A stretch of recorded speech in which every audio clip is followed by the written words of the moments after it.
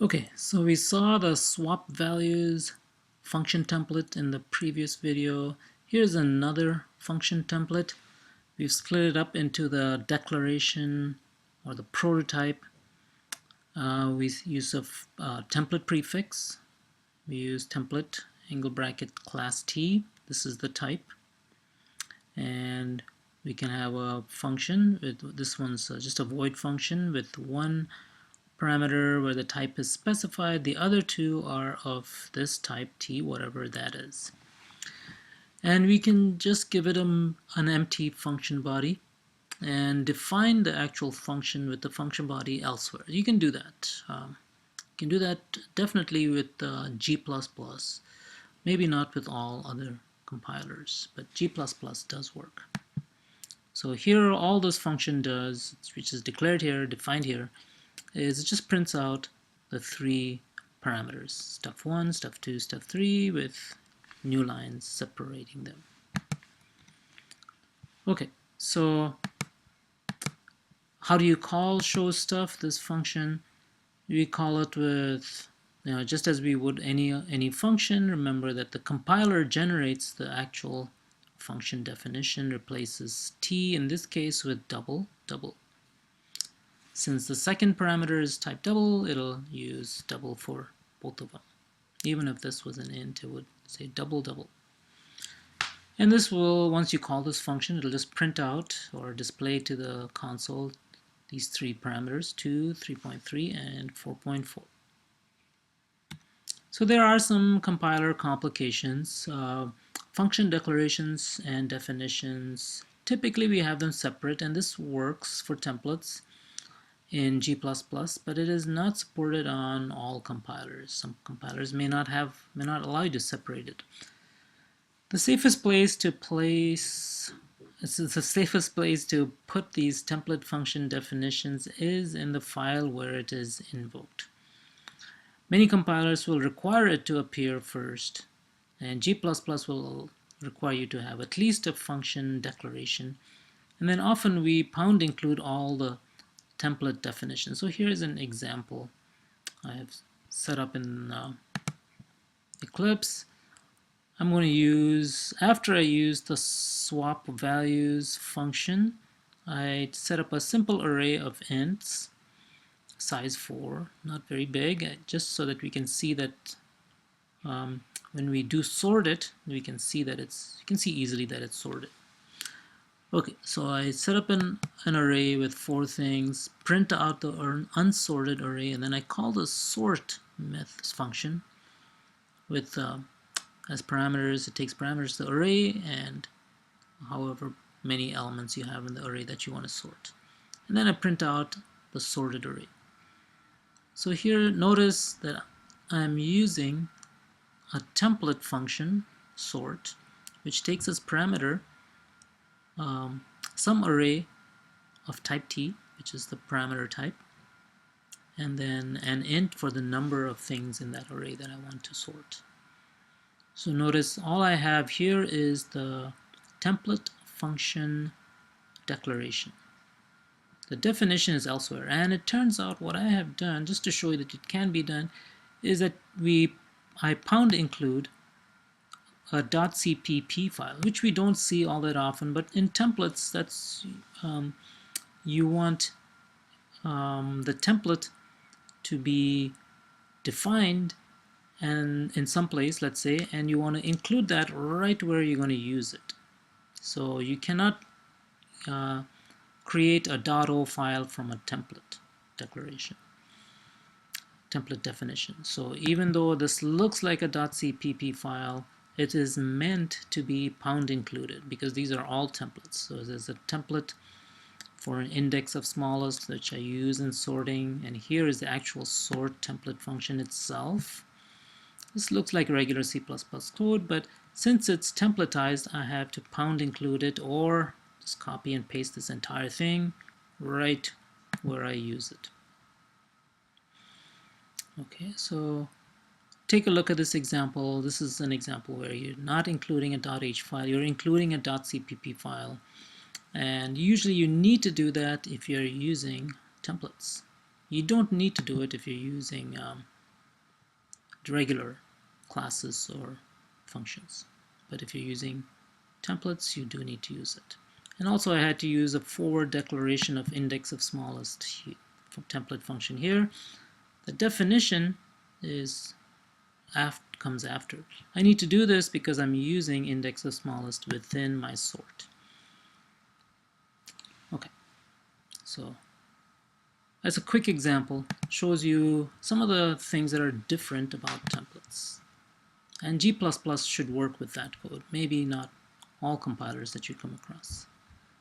So you want to check your compiler's specific requirements. Some need to set special options to make some of these things to work. Some require special order of arrangement of template definitions versus other file items. Some compilers are pretty picky. Most usable template program layout is to have the template definition in the same file where it's used and ensure that the template definition precedes all uses. You can pound include it. So you need the definition to precede all uses, like we did in that last example.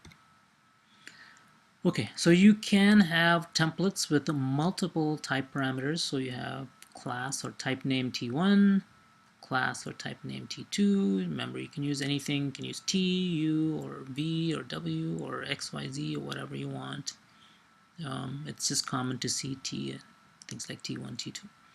This is not typical. You usually only need one replaceable type or one type as a parameter.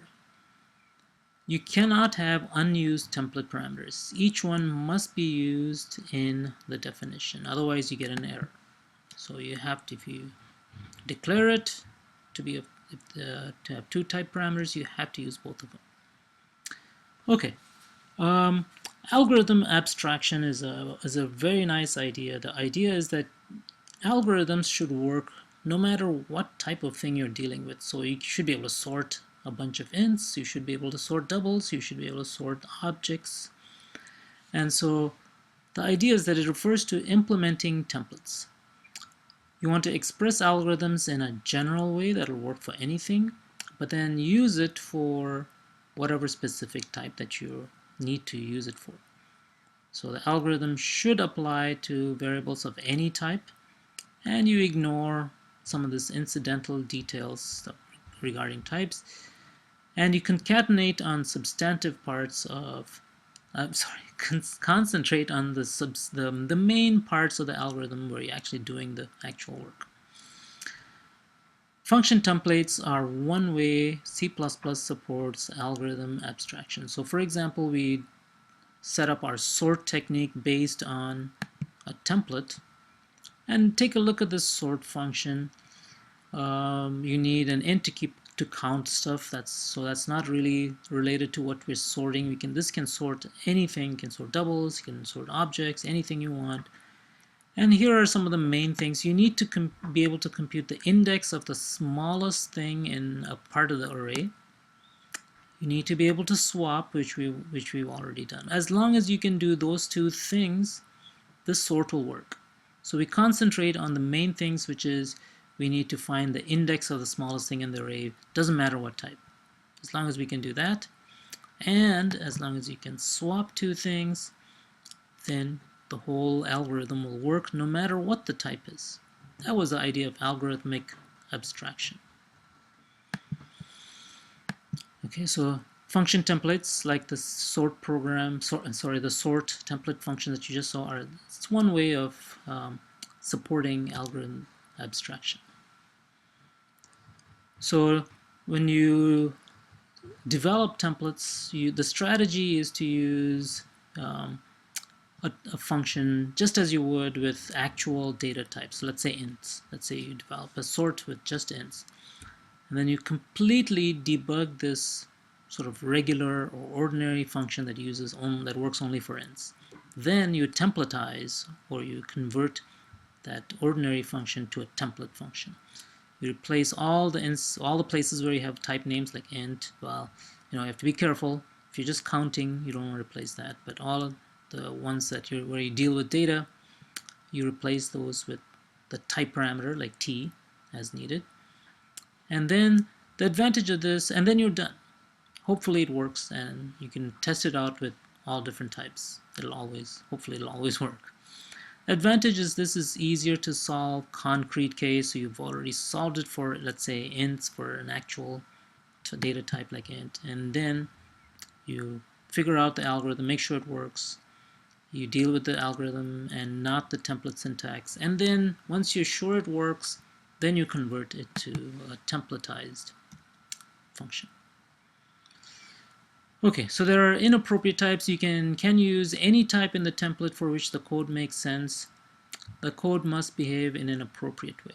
So for example, swap values template function, you cannot use type for which assignment operator is not defined. So remember, for the swap, I'm going to just scroll back for a second. The swap, the only thing that you really needed was this assignment operator should work. So as long as this worked, you can use primitive data types, you can use classes when you call swap values. If those classes have the assignment operator defined, you're good to go. That is, it has to work right. If you have a class for which assignment does not work, then that would be an inappropriate type. So you cannot use that with this particular template. So for example, arrays, if you have int a10, b10, swap values a and b, arrays cannot be assigned, as you probably found out in one of the labs, and so you cannot use swap values with arrays. It's unfortunate. It'd be nice if we could. Okay, so in our next video, we will look at class templates, which is how we use Java generics. Same way.